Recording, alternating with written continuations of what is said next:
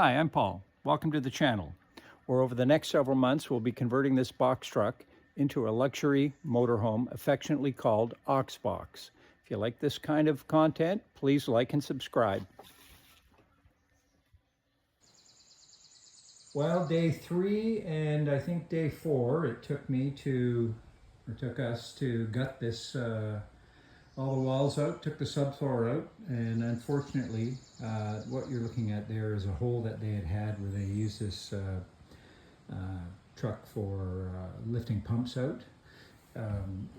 So I knew that was there, but it was rotten all the way around, as well as up at the front there's obviously a water leak somewhere. We've got some rot on this 6/4 pine, but everything's out. You'll see some holes where all the 110 or all the 12-volt electrical was pulled out. There's quite a bit of that, and I've also noticed we've got a little bit of water up front. So I'm thinking it's coming from up there in this little pop out.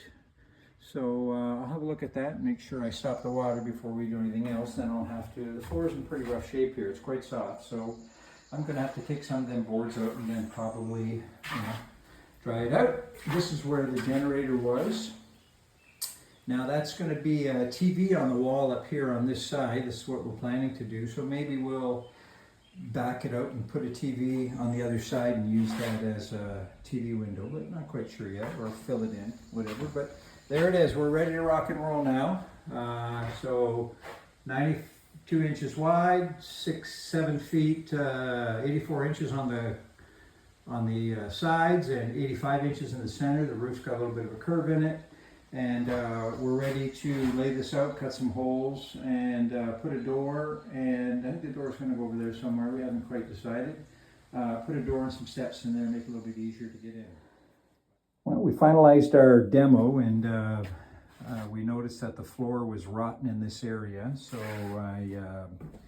I took regular spruce boards, planed them down to 1 1/8, which is the thickness of this floor, and then screwed down a new surface. The reason I'm not too worried about using plain boards is that there's about 1 1/4 inches of sprayed on insulation underneath that I was able to adhere. The second thing we did is we took out the sliding door. That curved area accounts to 9 inches, and you know, as we know, in motorhome, you need as much room as you can, especially a small build like this, 16 feet.